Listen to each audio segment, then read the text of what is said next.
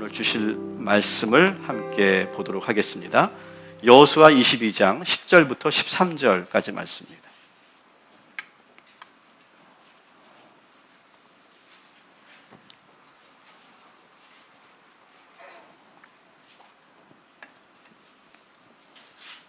우리 한 절씩 교독하겠습니다. 르우벤 자손과 갓 자손과 므낫세 반 지파가 가나안 땅 요단 언덕가에 이르자 거기서 요단가에 제단을 쌓았는데 보기에 큰 제단이었더라.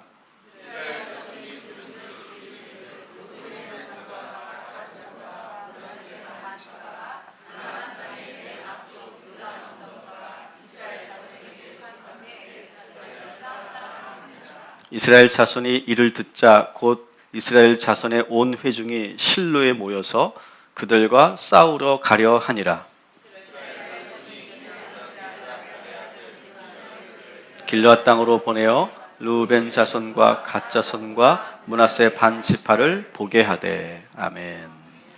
오늘은 여호수아 강의 20번째 말씀입니다. 이제 여호수아 강의를 여러분 계속 들으신 분들은 이제 사전 이해가 있으시기 때문에 잘 따라오실 거라고 생각하고, 또 처음 들으시는 분들도 그렇게 어려움 없이 제가 다시 한번 잘 설명을 해드리겠습니다. 이제 땅 분배가 끝났죠. 땅 분배가 끝나고 우리가 기억하시는 것처럼 거룩한 도시를 세워나가기 위해서 도피성을 지정하고, 또 제사장 나라를 세우기 위해서 레위인들의 성읍 48개를 또 지정하는 그런 작업들을 다 했습니다. 이제 모든 게 다 끝났어요. 이제 기업으로 받은 땅으로 각자 이제 돌아가서 이제 마을과 촌락을 만들고 또 가정과 집을 만들어서 평안하게 이제 자신의 삶을 이제 누리면 됩니다.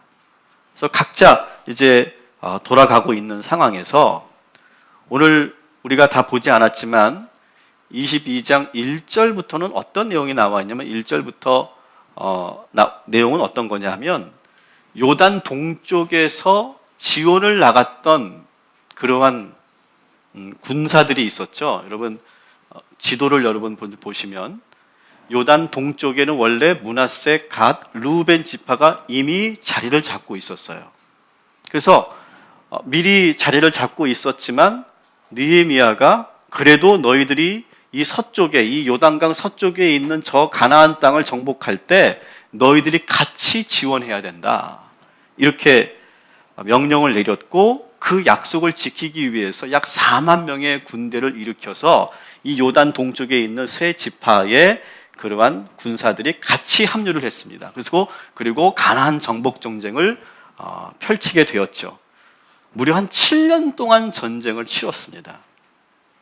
여러분 생각해 보십시오. 7년 동안 전쟁을 치렀어요. 근데 7년 동안 사실은 거기서 아무리 내가 열심히 노력해도 그 땅들은 내 땅이 아니에요. 이미 우리는 땅이 지정이 돼 있었어요. 그리고 지금 우리가 지원을 나간 거기 때문에 싸우다가 내가 다치기라도 하거나 내가 전사라도 한다면 얼마나 그 인생이 허무하겠습니까? 그러니까 순간순간 이렇게 열심히 할 필요 없어. 그냥 뒤에서 하는 척만 하고 그리고 우리 몸을 잘 사리고 있다가 전쟁 끝나면 돌아가면 되지, 그렇게 생각할 수도 있었는데, 이 지원을 나왔던 이 군사들이 정말 열심히 오히려 가장 위험을 무릅쓰고 선봉에 서서 아주 진실하게 함께 그 전쟁에 참여하는 그런 모습을 보여줍니다. 7년 동안. 그래서 이제 그들이 이제 돌아가는 이 시점에서 이 여호수아가 마음속에 정말 칭찬을 아끼고 싶지 않고 축복하고 싶은 마음이 이렇게 막 복받쳐 올라오는 그런 장면이 22장 전반부에 소개되고 있어요. 그들을 바라보면서 이 여호수아가 아주 좋은 칭찬과 평가를 하는데, 크게 네 차원으로 22장 2절 3절은 네 차원으로 그렇게 칭찬을 하고 있습니다. 7년 동안 그들이 어떻게 지냈는지를 이 여호수아가 보여주고 있는데, 한번 같이 첫 번째 읽어볼게요. 시작. 그들에게 이르되 여호와의 종 모세가 너희에게 명령한 것을 너희가 다 지켜. 처음에는 뭐냐면 모세하고 했던 약속을 너희들이 잘 지켰다. 사실 모세는 이미 죽은 사람입니다. 죽은 사람과의 약속을 굳이 지킬 필요가 있겠냐라고 생각한다면 지키지 않을 수도 있었지만 이 두 지파 반, 이 지파들은 모세와 했던 약속을 끝까지 지켜냈다. 약속 이행을 잘했다라고 하는 거예요. 두 번째 칭찬이 또 있습니다. 시작. 또 내가 너희에게 명령한 모든 일에 너희가 내 말을 순종하여. 이 여호수아의 그 말에 전적으로 순종했던 그런 모습을 보입니다. 아마도 이 여호수아의 마음에는 이게 참 감동이 되었을 거예요. 이제 막 시작된 지도자에게 이제 지원군인데, 어떻게 보면 지원한 그런 군사들인데 정말 전적으로 순종했어요. 세 번째 읽어볼게요. 시작. 오늘까지 날이 오래도록 너희가 너희 형제를 떠나지 아니하고. 그들은 정복정된 7년 동안 또 땅을 분배하는 그 과정 속에서 한 번도 그 대열에서 떠나지 않고 끝까지 이스라엘 백성들과 함께 하는 거예요. 신의를 저버리지 않았다라고 하는 거예요. 마지막으로 시작. 오직 너희의 하나님 여호와께 명령하신 그 책임을 지키도다. 마지막으로 가장 중요한 거죠. 여호와 하나님의 그 명령을 끝까지 책임지고 지켰다라고 하는 거예요. 그러니까 사실 이 두 지파 반의 이 4만 명의 군사들은 이렇게 하나님에게만, 여호수아에게만 칭찬을 듣는 것이 아니라 모두에게 좋은 평판을 듣는 그러한 역할을 해왔다라고 합니다. 여러분, 우리 그리스도인은 좋은 평판을 듣는 사람들인 줄 믿으시기 바랍니다. 우리는 좋은 평판을 듣는 사람들이어야 돼요. 근데 우리는 언제부턴가 하나님한테만 잘하면 되지 사람이 뭐가 중요해? 난 사람 눈치 보지 않아. 나는 하나님하고만 나는 할 거야. 하나님만 축복하면 되고 하나님만 나를 좋게 보시면 되지. 그렇게 생각하면서 우리는 주변의 사람들과 관계를 단절시키거나 주변 사람들의 좋은 평판, 나쁜 평판 그런 거 신경 안 쓰는 것처럼 우리가 삽니다. 그러나 그렇지 않아요. 우리는 하나님뿐만 아니라 주변 사람들에게 좋은 평판을 듣는 사람들이 되기를 주님의 이름으로 간절히 축원합니다. 따라합시다. 하나님의 축복을 받고 지도자에게 감동을 주고 교우들과 열심히 협력하고 세상 사람들에게 인정받는 그러한 그리스도인들 되시기를 주님의 이름으로 축원합니다. 이게 정말 중요해요. 오늘 한국교회가 이 부분이 정말 무너져 있어요.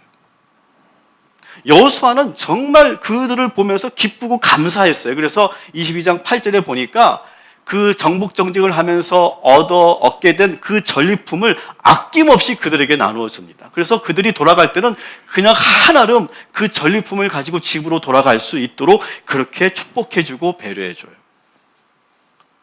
여러분, 우리가 인생을 살면서 정말 하나님의 축복을 누리기 위해서는요, 하나님과의 관계도 좋아야 되지만 주변 사람들과 관계가 좋아서 그 좋은 평판과 좋은 신의를 얻으면서 우리가 하나님께서 주시는 축복을 누리게 되기를 주님의 이름으로 축원합니다.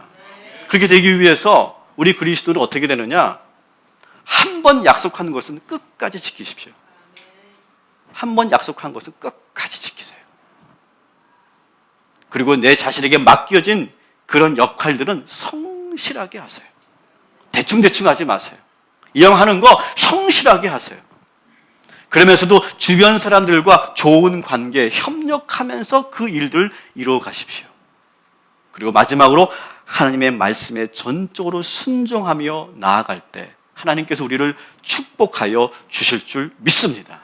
기도만 많이 한다고 축복받는 게 아니에요. 봉사만 많이 한다고 축복받는 게 아니에요. 이 모든 것들이 다 이루어졌을 때 하나님께서는 놀랍도록 우리에게 축복하여 주실 줄 믿습니다. 자, 그렇게 해서 그들을 한없이 축복하고 좋은 마음으로 이 서쪽 지파와 이 동쪽 지파가 헤어져요. 각자의 이제 삶으로 돌아가는 거예요. 근데 이 동쪽 지파의 이 군사들이 돌아가면서 좀 문제가 되는 행동을 하게 됩니다. 어떤 행동을 하게 되냐면 이 요단강을 건너가야 되잖아요. 아까 그 지도를 보시면 요단강을 건너가야 되는데 요단강을 건너기 전에 길갈이라고 하는 지역에다가 큰 제단을 쌓아놓은 거예요. 지도를 보시죠. 실로에서 지금 헤어지고 길갈, 요단을 건너기 직전에 그 길갈에서 큰 제단을 쌓아요. 여러분, 이 길갈은 여러분 기억하시죠? 여러분이 길갈에 대해서 우리가 익숙하죠.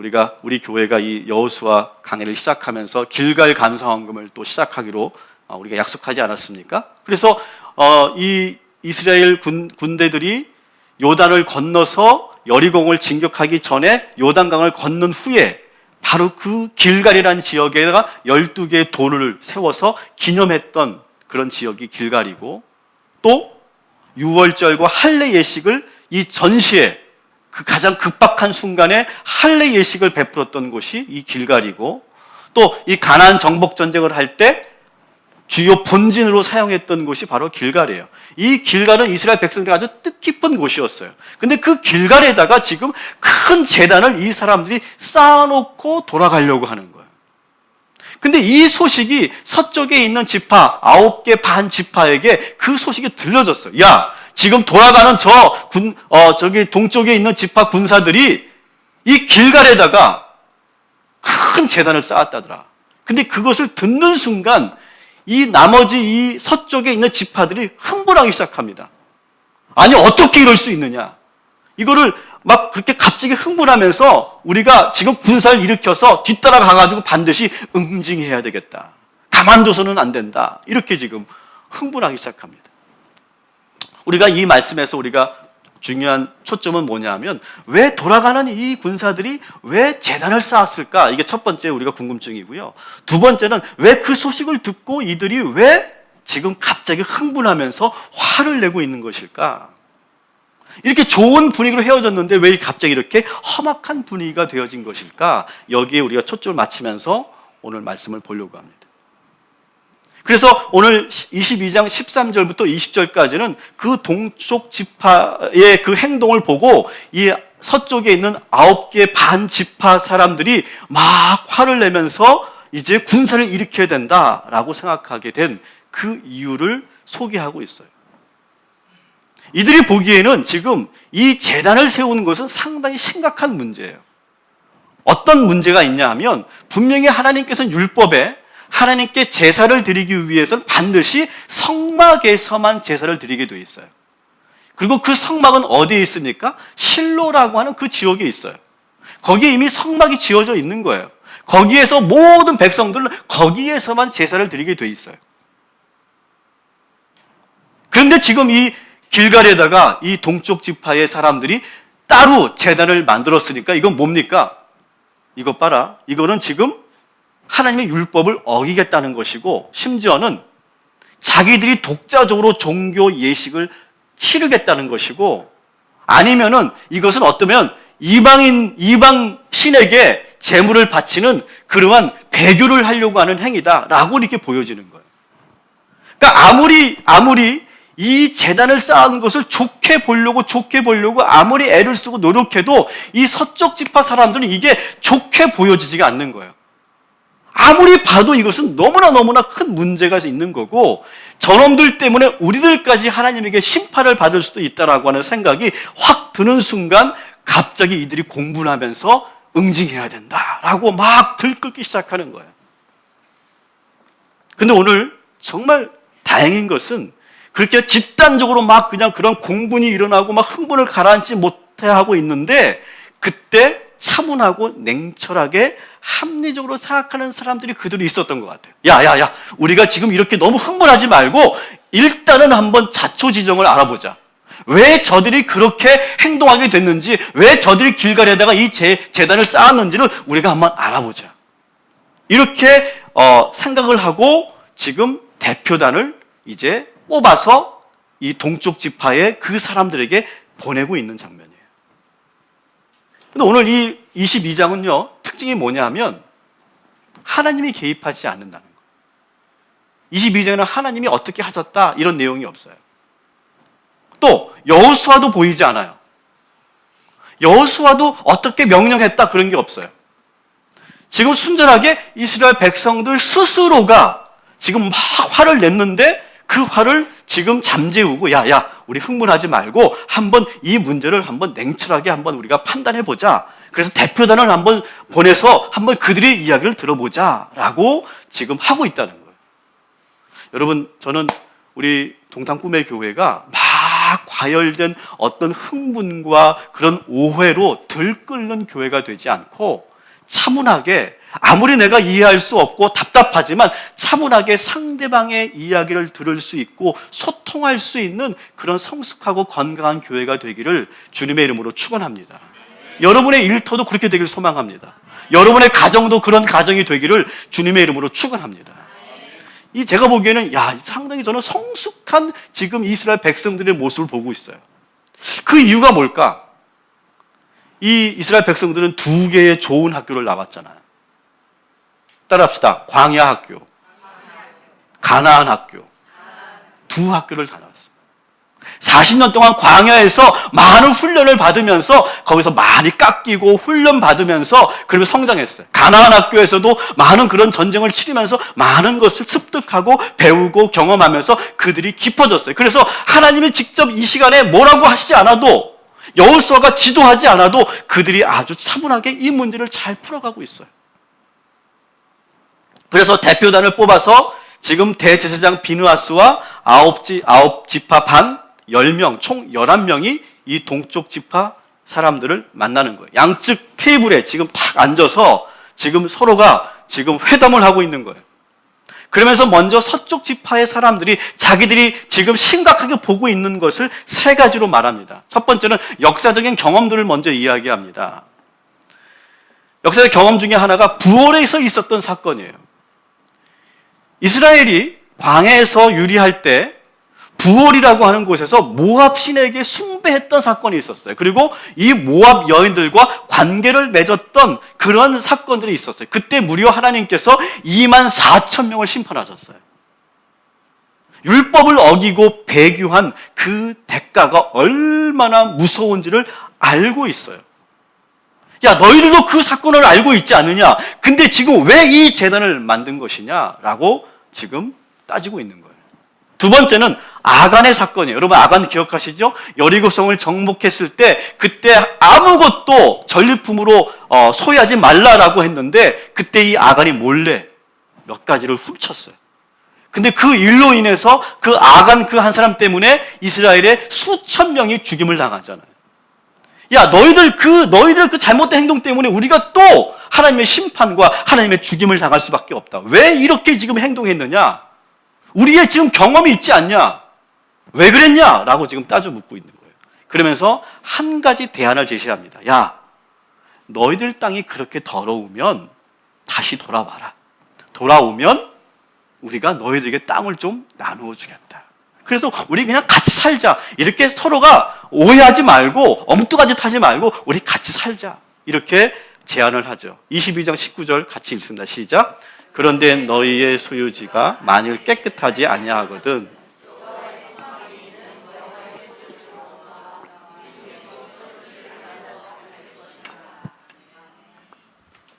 근데 여러분 여기서 보면 약간 뭔가 자기들의 우월감이 느껴지죠. 자기 땅은 어떤 땅이라고요? 깨끗한 땅. 너희들 땅은 더러운 땅. 왠지 그런 우월감이 있어요. 그래도 어쨌든 그거는 뭐 우리가 나중에 얘기하더라도 어쨌든 제안까지 제시해요. 두 가지 역사적 경험과 그리고 대안을 탁 제시하면서 왜 그랬냐 도대체 이렇게 말합니다. 근데 이 동쪽 지파에서 이제 말을 차려요. 그게 이제 21절부터 29절에 이 동쪽 지파의 사람들이 그 말을 듣고 상당히 당혹스러워합니다. 아니 왜 너희들이 그렇게 반응하는지 자기들은 모르겠다는 거예요. 그래서 얼마나 다급했던지 얼마나 긴장했던지 하나님의 이름을 부르는데 하나님의 이름을 걸고 맹세하는데 어떤 식으로 하나님의 이름으로 맹세하는지 여러분 22장 22절을 한번 읽어볼게요. 시작. 전능하신 자 하나님 여호와 전능하신 자 하나님 여호와께서 아시나니 이렇게 말해요. 여기서 자기들이 너무 다급하니까 하나님의 이름 세 가지를 다 말하는 거예요. 엘로힘 여호와 엘로힘 여호와 그 이름으로 우리가 맹세한다. 이렇게 지금 말하고 너무너무 다급하니까 너무너무 자기들이 지금 오해받고 있으니까 엘로이 야훼 엘로이 야훼 이렇게 세 번이나 다급하게 지금 연발하면서 자기들의 의도를 이야기합니다. 그들의 의도를 한번 들어보죠. 어떤 의도냐? 우리가 이 길갈의 제단을 쌓은 것은 하나님께 반역하기 위한 것이 아니라 너희 실로에 있는 그 장막을, 그 성막을 우리가 무시하려고 하는 것도 아니다. 만일 우리가 그런 마음을 품었다면 우리는 반드시 하나님의 심판을 받은 거다. 우리는 한 번도 그렇게 생각한 적이 없다. 우리가 이 제단을 쌓은 것은, 너희들 생각해봐라. 우리가 지금 7년 만에 돌아가는 거다. 7년 만에. 7년 만에 돌아가면 그 가족들이나 우리 아들들이 뭐라고 어떻게 바라보겠냐. 그때 나는 이 기념비를 탁 세워놓고, 야, 저 건너편에 저 기념비가 보이지? 저 기념비를 통해서 하나님께서 우리 민족을 어떻게 역사하셨는지, 어떻게 축복하시고 그 약속을 이루셨는지를 나는 우리 자손들에게 이야기해 주기 위해서 이 제단을 쌓은 거다. 그리고 오랜만에 7년 만에 이 돌아간 아버지가 얼마나 훌륭한 일을 하고 돌아왔는지를 우리 아이들에게 말해주고 싶어서 우리는 이 제단을 쌓았다. 그리고 시간이 오래 흘렀을 때 이 요단강이라고 하는 이 강 때문에 서로가 교류가 없는데, 이 요단강 때문에 우리가 건너가지도 못하고 우리가 정말로 하나님께 제사하기 위해서 들어가려고 할 때 너희들이 가로막거나 너희들이 우리 이스라엘 공동체에서 우리를 배제할 수도 있기 때문에 우리가 길갈에다가 이 제단을 쌓아놓고 당신들에게 지금 요청하려고 했던 거다. 우리를 절대 잊지 말아라. 우리를 절대 이스라엘 공동체에서 배제시키지 말아라. 우리 후손들이 당신의 그 땅에 있는 실로에서 그 장막에서 제사를 드릴 때 기꺼이 제사할 수 있도록 허락해 주어라 라고 하는 것을 우리가 제안하기 위해서 이 제단을 쌓은 것이다.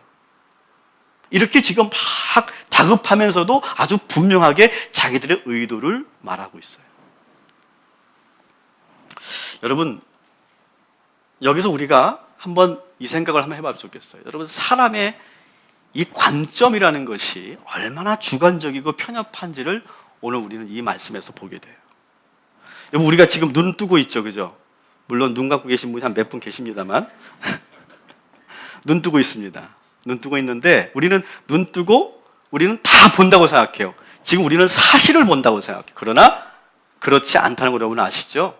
우리는요, 눈으로 볼 때 항상 관점을 가지고 봅니다. 어떤 초점을 가지고 보는 거지 여기에 있는 걸 전체를 다 그대로 보는 게 아니에요. 자, 예를 들어 볼까요? 여러분, 저 이 강대상을 지금 보고 계십니다. 여기서 여러분 뭘 보고 계십니까 지금? 네. 또 여러분 딱 오셔서 뭘 보셨습니까? 십자가, 또 네? TV 화면, 또 나무 화단, 또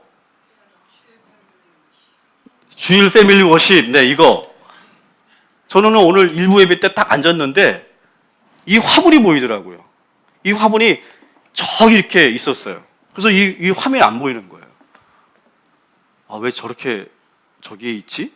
라고 생각이 들고 저것만 보이는 거예요. 그래서 올라가자마자 제가 이렇게 당겼어요, 이렇게.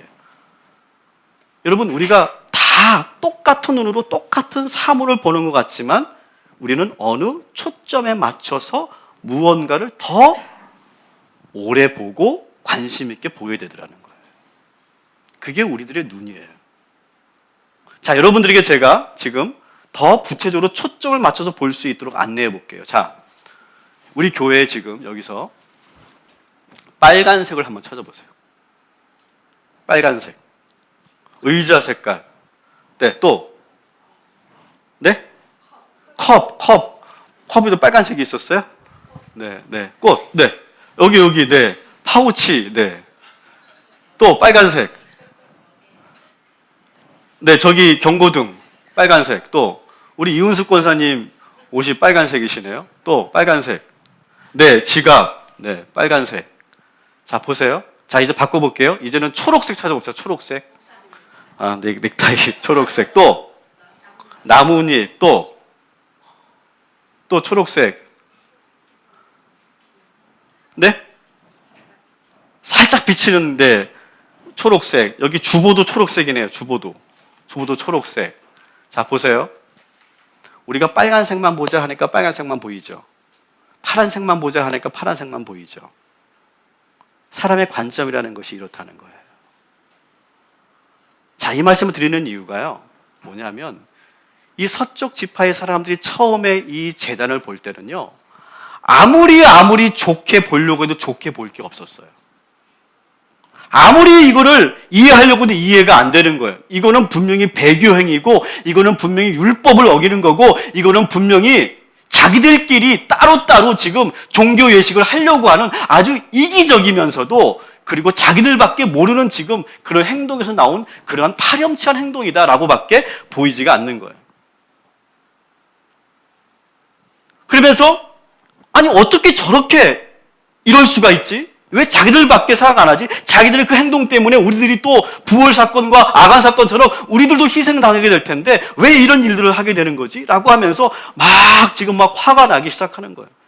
얘네들 또 머리 쓰고 있구만. 또 꿍꿍이가 있구만. 얘네들 지금 뭔가 있어 라고 생각하는 거예요. 그러면서 부월의 사건, 아간 사건이 떠오르는 거예요. 그러면서 지금 화가 나는 것이 뭔지 아십니까? 사실은 이 재단을 보기 전까지는 다 잊고 있었던 해묵은 감정이 떠올라요. 어떤 감정이냐면 사실은요, 여러분 아까 그 지도에서도 보셨지만 이 세 두 지파, 갓 지파, 르우벤 지파, 므낫세 반 지파는요, 가나안 땅을 정복하기도 전에 모세에게 로비를 해가지고 땅을 먼저 받았던 사람들이에요. 그 일로 인해서 사실은 이스라엘 백성들의 마음속에는 아주 깊숙한 곳에 저런 나쁜 놈들, 어떻게 저렇게 자기들만 알고 저렇게 이기적인 놈들이 있어. 야, 정말 내가 진짜 모세만 아니면 여호수만 아니면 정말 확 그냥 어떻게 해보고 싶은데 하지 못하는 그런 마음이 있었는데 갑자기 이 재단을 보는 순간 그 해묵은 감정이 확 떠오르는 거예요. 그러면서 또 시작이구만, 또 시작이야. 또 지금 저렇게 자기들만 또 챙기고 자기들 뭔가 좀 꿍꿍이가 있구만 이렇게 보는 거예요. 여러분 제가 프로세스를 하나 보여드릴게요. 도표를 보여드릴게요. 이것이 지금 우리들이 선입견을 갖게 되는 하나의 과정이에요. 자, 어떤 사실, 재단을 지금 봤어요. 재단을 봤더니 억눌렀던 감정이 막 올라와서 이스라엘 백성들에게 그러면서 그때의 기억과 그 상처가 막 올라옵니다. 그때 그놈들이 이렇게 했는데 저놈이 저렇게 했는데 라고 하면서 해석의 자료가 들어갑니다. 부월 사건, 아간 사건이 탁 들어와요. 이거 봐. 이런 사건이 있는데 이놈들이 또 이렇게 행동을 하고 있네. 그러면서 어떻게 돼요? 감정이 열려요. 감정이 생겨요. 뚜껑이 열려요. 가만히 있으면 안 되겠다. 그러면 이제 바로 어떻게 되는 거예요? 행동으로 돌아가는 거예요.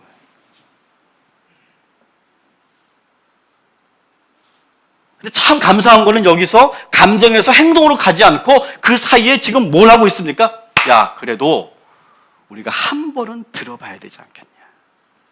한 번은 상대방이 뭐라고 하는지 한번 들어보자. 라고 지금 그렇게 말을 하는 거예요. 여러분, 내가 정말 아무리 속상하고 화가 나고 정말 내가 이해할 수 없어도 오늘 이 말씀을 들으면서 그래도 한 번은 상대방의 이야기를 한번 들어보는 그런 시간을 꼭 가지시기를 주님의 이름으로 축원합니다. 근데 한번 우리가 이제 이 판단에 딱 들어가게 되면은 듣고 싶지도 않아요, 사실은. 아, 됐습니다. 듣고 싶지 않고요. 더 이상 말하고 싶지도 않고요. 저는 제가 생각한 것이 맞다고 생각하니까 저는 그냥 제가 알아서 하겠습니다. 그렇게 할 때가 많아요. 근데 지금 이 이스라엘 공동체는 아주 성숙하게 이 문제를 해결하고 있어요. 대화를 했어요. 대화를 했더니 어떻게 변화가 됩니까? 30절을 한번 같이 읽어볼게요. 시작. 제사장 비느하스와 그와 함께한 회중의 지도자들 곧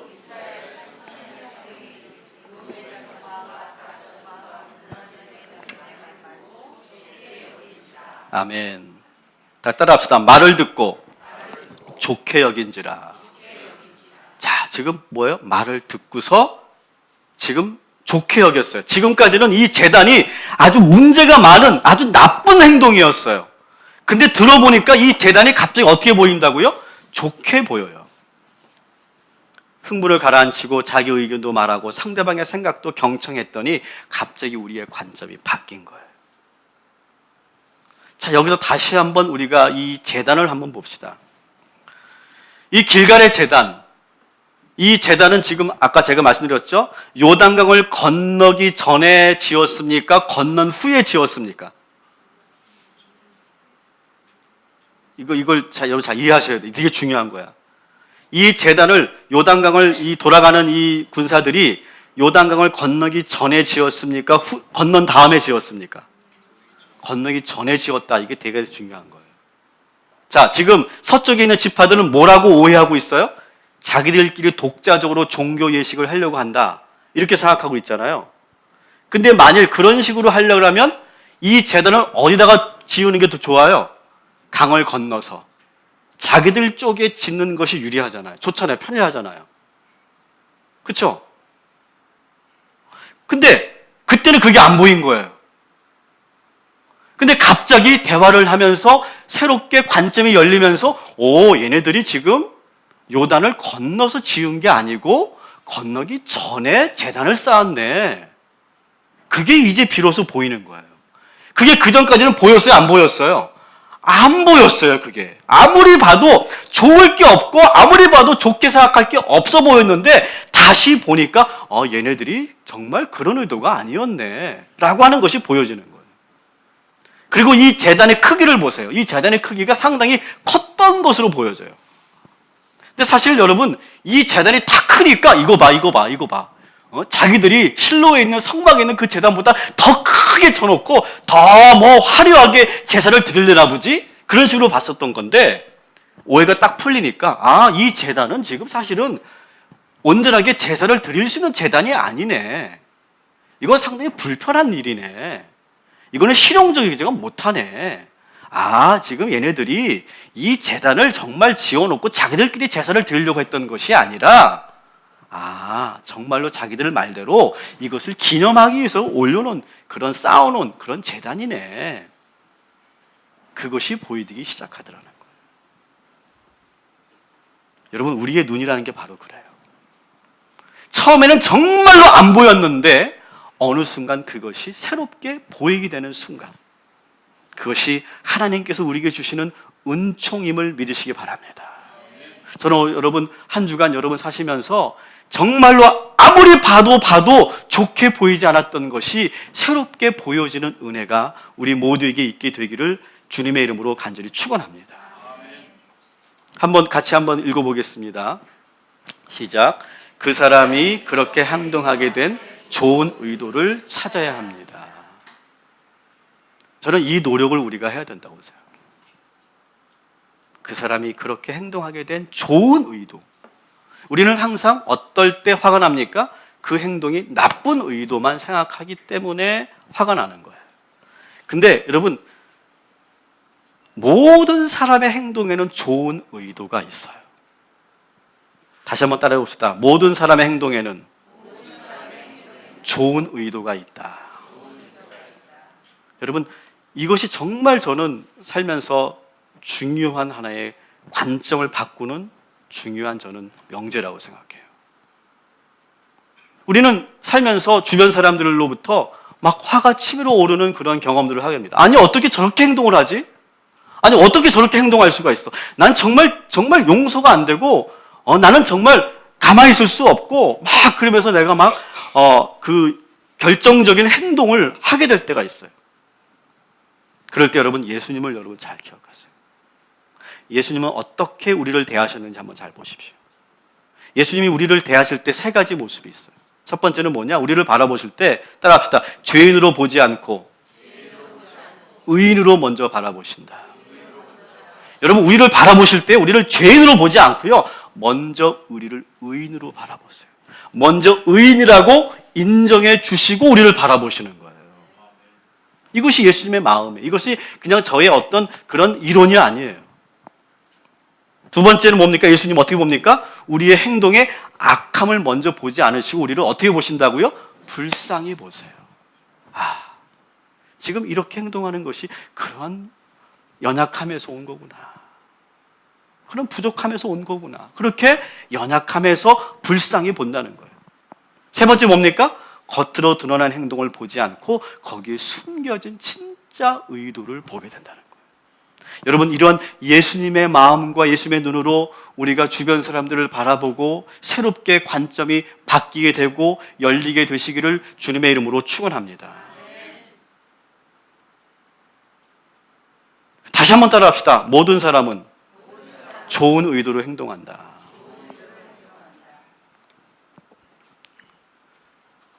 그래서 제가 종종 제가 상담을 하거나 코칭을 할 때, 이 관점을 바꿔주는 그런 역할을 할 때가 있습니다. 저는 이게 상당히 저에게는 아주 좋은 훈련이었어요. 너무나 좋은 훈련이었어요. 그래서 제가 이제 상담을 할 때, 상대방이 너무너무 막 속상해하고 힘들어하고 그 남편의 그 행동에 대해서 막 정말 힘들어할 때, 제가 그런 질문을 해요. 자매님, 그럼에도 불구하고 그 분의 좋은 의도가 뭐가 있을까요? 그럼 거기에 화를 내요. 화가 나지 않겠어요? 지금 나를 공감해 주려고 지금 내가 얘기하는 건데 좋은 의도를 찾으라고 하니까 없어요.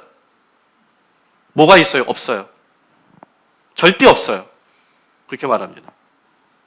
그럼 제가 한 번 더 물어요. 자매님, 그럼에도 불구하고 그분의 좋은 의도는 뭘까요? 없다고요. 없어요. 얼굴이 파래집니다. 없어요. 그럼 그때부터 기싸움이 시작되는 거예요.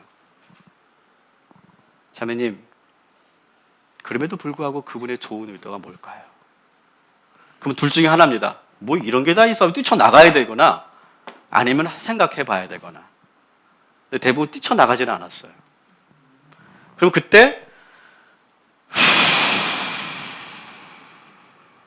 한숨을 쉬고 한참을 얘기하지 않습니다.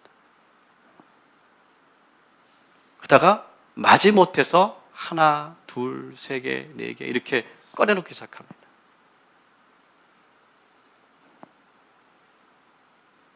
저는 이것이 상당히 중요한 우리의 과정이라고 생각해요. 사실은 저는 지난주에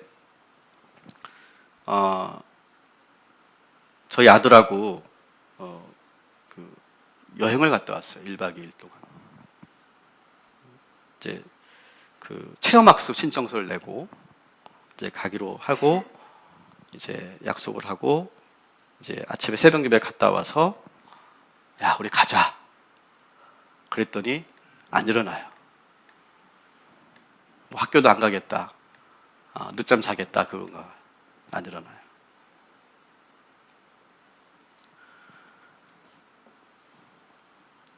그래서 제가 새벽 예배 갔다 와서 안 자고 계속 이때 일어날까 저때 일어날까 계속 기다렸는데 안 일어나요. 제가 10시에 다시 문을 열고 야 가자.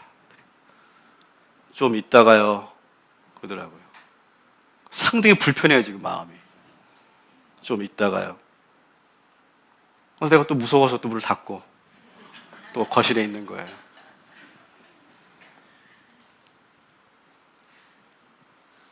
또 한 시간 반 지났을까? 제가 너무 피곤하니까 좀 잠을 좀 자고 한 10시 반, 11시 정도에 문을 열고 자 가자. 이미 일어났어요. 근데 지금 핸드폰을 만지고 있어요. 게임하고 있더라고요. 가자. 이따가요. 그러더라고요. 야, 내가 정말 옛날 같으면 진짜 옛날 성질 같으면 또 문을 또 닫았어요. 몇 시에 갔을까요? 3시에 갔습니다. 3시. 여러분 우리 아들의 좋은 의도는 뭘까요? 에? 우리 아들의 좋은 의도는 과연 뭘까요? 뭘까요? 2부 때 우리 김대영 목사님이 딱 찝어주셨어요. 그래도 안 가겠다고는 안 하네요. 맞았어요. 안 가겠다고는 안 했어요. 그게 첫 번째 좋은 의도였어요. 제가 그것을 견디고 참을 수 있었던 이유는 또 한 가지. 저는 그러면서 지난 과거의 기억, 여기 이스라엘 백성들처럼 과거의 기억을 떠올렸어요. 근데 좋은 기억이에요. 어떤 좋은 기억이냐? 내가 만일 아들이었을 때 우리 아버지가 여행 가자고 했다면 난 갔을까? 절대 안 갑니다. 우리 아버지랑 여행 가봤자 좋을 거 하나도 없습니다. 한 번도 가본 적도 없습니다. 근데 제가 나중에 우리 아버님 모시고 제가 꼭 여행을 한번 하고 싶어요. 근데 그전에는 절대 안 갔어요. 재미없죠. 아버지랑 가서 뭐가 재밌겠어요. 여러분이라면 가겠어요? 여러분이 아들이라면 아버지가 여행 가자면 가겠냐고요. 안 가죠. 그래도 얘는 지금 거절을 안 하고 있어요. 너무 좋은 의도 아니겠습니까? 그러면서 얘는 뭐 했을까요? 그 오랜 시간 동안 갈까 말까 갈까 말까를 계속 고민한 거예요. 그 나름대로는 포기하지 않고 계속 고민을 했던 거예요. 그러더니 2시 반에 벌떡 일어나서 문을 열더니 부시시한 얼굴로 어떻게 하면 돼요? 아주 뭐 큰 선심 쓰듯이. 그럼 나는 또 갑자기 좋아지더라고 막. 그러니까 그러면 너 빨리 씻고 아무것도 할 필요 없어. 아빠가 다 챙겨놨으니까 그냥 너 그냥 나오기만 하면 돼. 그러니까 툴툴거리면서 이제 씻고 대충 씻고 이제 추리닝 바람으로 나오는 거예요. 그래서 야 우리 어디로 갈까? 너무 지금 우리가 셋이니까 너무 늦어졌으니까 우리 가까운 뭐 어떻게 서쪽으로 가까워 있더니 동해바다 가요.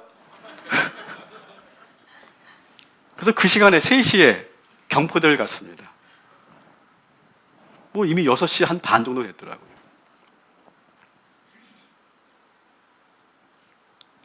아무 대화를 안 합니다. 여러분 같으면 하겠습니까? 아무 대화 안 합니다. 계속 핸드폰 만지고 있어. 근데 왜 얘든 차를 타고 3시간은 가는 내내 핸드폰만 했을까요? 그 좋은 의도는 뭘까요? 그 좋은 의도는 뭘까요? 아빠랑 안 싸우려고. 저도 그 의도를 제가 느꼈어요. 그리고 어색하죠. 뭘 대화가 되겠어요? 여러분 아버지라고 대화를 제대로 해본 가정이 얼마나 될까요? 저도 아버지랑 대화를 그렇게 잘해본 적이 없어요. 경험이 없어요. 제가 그것을 다 좋은 의도로 봐주는 거예요. 제가 이렇게 마음을 먹고 한 여행이기 때문에 좋은 의도로 봐주고 그냥 야 너 저기 데이터 나가니까 아빠 그거 뭐지 그거? 핫스팟 그거 연결해서 해. 더 신났죠. 계속 하는 거예요. 그렇게 해서 저녁을 먹고 제가 한 12시 정도에 마음을 열기 시작했어요. 밤 12시. 그리고 처음으로 우리 아들하고 아이 컨택을 하면서 대화를 그때부터 하기 시작한 거예요.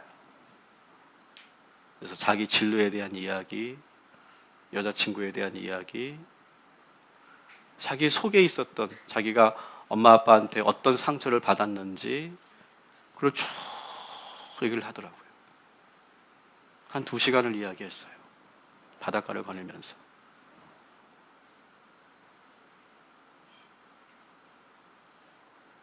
만일 제가 거기서 우리 아들의 그 좋은 의도를 보지 않았다면 어떻게 됐을까요? 제 성질에 반 죽었겠죠. 그리고 그렇게 선언을 했겠죠. 내가 다시는 너하고 여행 하나 봐라. 내 손에 장을 짓는다 이놈아. 그리고 문을 쾅 닫고 저는 교회에 왔겠죠. 그리고 저는 설교 준비했겠죠. 그 마음으로. 여러분 우리들에게는요 다 좋은 의도가 있습니다. 우리 아이들이 스마트폰만 보는데도 좋은 의도가 있고요. 우리 아이들이 시험 기간인데도 잠만 자는 것도 저는 좋은 의도가 있다고 생각해요.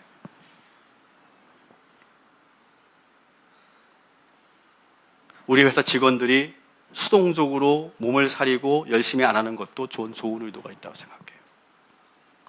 왜 남편들은 집에 들어오면 아무 말도 하지 않을까요? 좋은 의도가 있다고 믿습니다. 남자 입장에서만 제가 얘기해 죄송해요.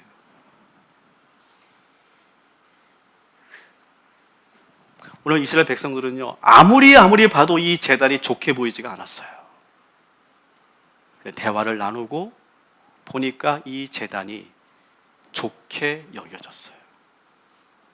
여러분 저는 이것이 큰 은혜라고 저는 믿습니다.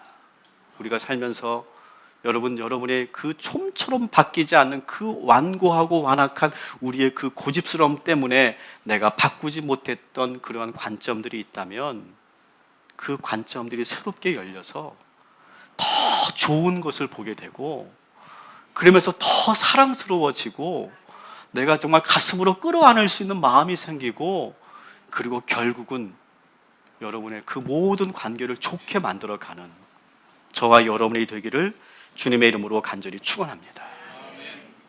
말씀을 마치겠습니다. 여러분, 화가 나지만 절대 후회할 행동을 하지 맙시다. 차분하게 먼저 여러분의 생각을 말하십시오. 그리고 상대방의 말을 경청하십시오.